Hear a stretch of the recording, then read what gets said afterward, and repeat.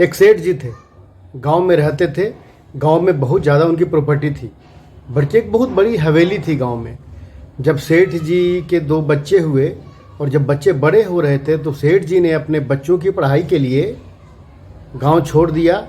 शहर में 4 BHK का एक बड़ा फ्लैट लिया और बच्चों को पढ़ाने लगे।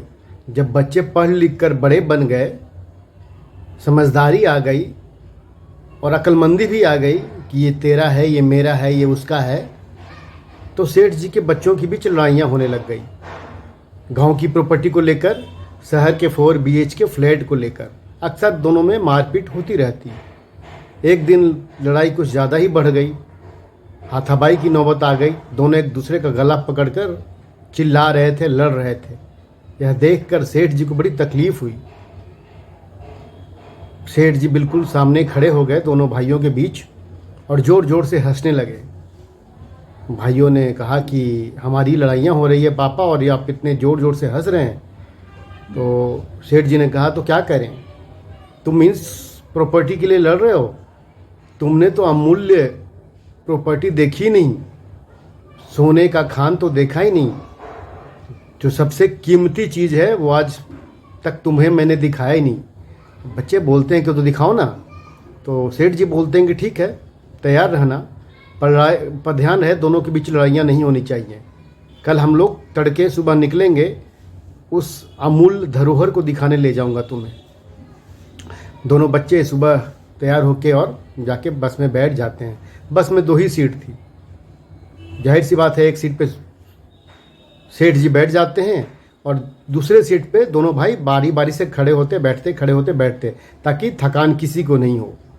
अब जब गांव में पहुँचे तो सेठ जी ने अपनी हवेली दिखाई, वो शानदार हवेली जिसको 30 साल पहले सेठ जी ने छोड़ दिया था और शहर चले गए थे।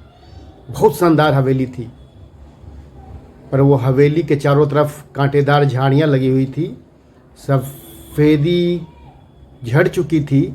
महल के अंदर धूल ही धूल, मकड़े के जाले सब फैले हुए थे। सरदार जी ने दिखाया घर को कि देखो बच्चों, ये 30 साल पहले हमारे और हमारे बड़े भाई के बीच बहुत लड़ाई हुई थी। मैंने कहा था कि ये हवेली अगर नहीं दोगे तो मैं तुम्हारी जान ले लूँगा। बड़े भाई ने हवेली मुझे दे दी और छोड़ कर कहीं चला गया। आज तक उसने फ़ोन नहीं किया, कोई बातचीत नहीं हुई। मैंने इस हवेली के लिए अपना भाई खो दिया, और हवेली की देखो हालत क्या है। उस हवेली को मैं संभाल के रख भी नहीं सका। अच्छा एक बात बताओगे बेटे, कि जिस बस की सीट से तुम लोग आए हो, उस बस की दोनों सीट तुम खरीद सकते हो हमेशा के लिए, परमानेंटली?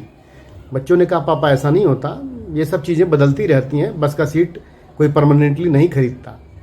सेठ जी ने कहा बेटे, ये धन दौलत हवेली ये भी तो बदलती रहती है।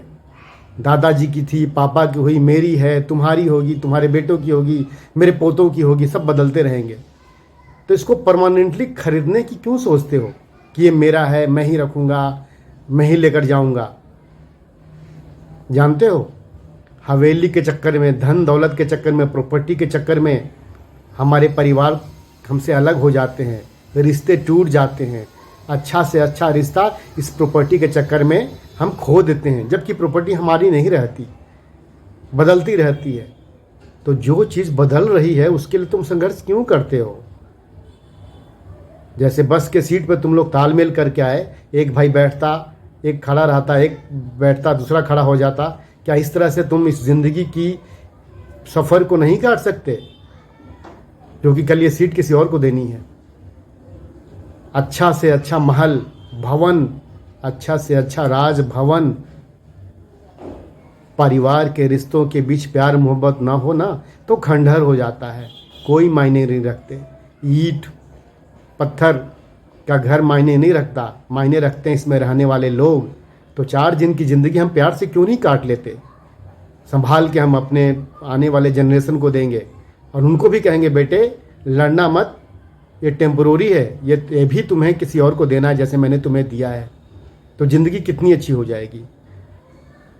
जानते हैं, मकानों के भाव यूं ही नहीं बढ़ गए, हमारे घर के बीच जो दरार पैदा हुई ना, उसका फ़ायदा बिल्डर उठा कर ले गए।